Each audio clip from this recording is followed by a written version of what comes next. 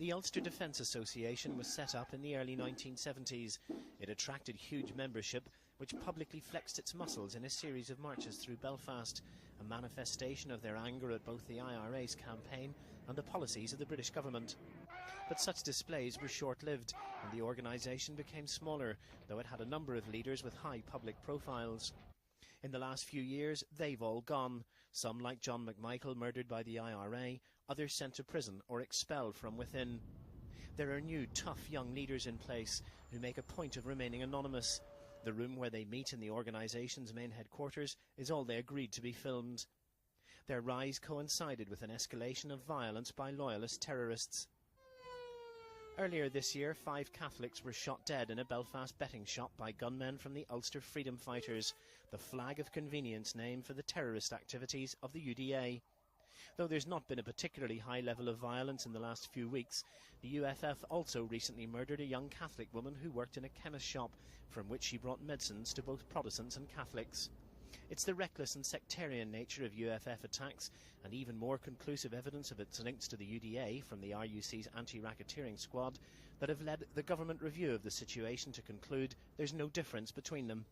It is actively and primarily engaged in the commission of criminal terrorist acts. In particular, the Ulster Freedom Fighters comprise no more than a cover name for the violent acts of UDA members. And accordingly, the order that I have signed today will have the effect, as from midnight tonight, of effecting that prescription.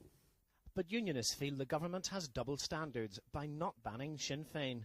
I'm somewhat surprised that the UDA is prescribed today and Sinn Féin is not. Sinn Féin is equally involved in sectarian killings. But the government rejects this. In principle, it's the right thing to do, and if a thing is right in principle, you do it. The Catholic view, though, is that it's about time. People in the nationalist community have long perceived that because the UDA remained legal, that somehow loyalist violence was less reprehensible than Republican violence.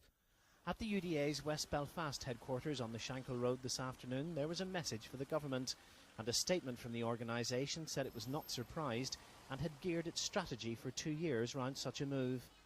The security forces have made no move yet, though there were rumours across the weekend of intense police activity. It's understood 8 new mobile units have been set up, with a police operation imminent.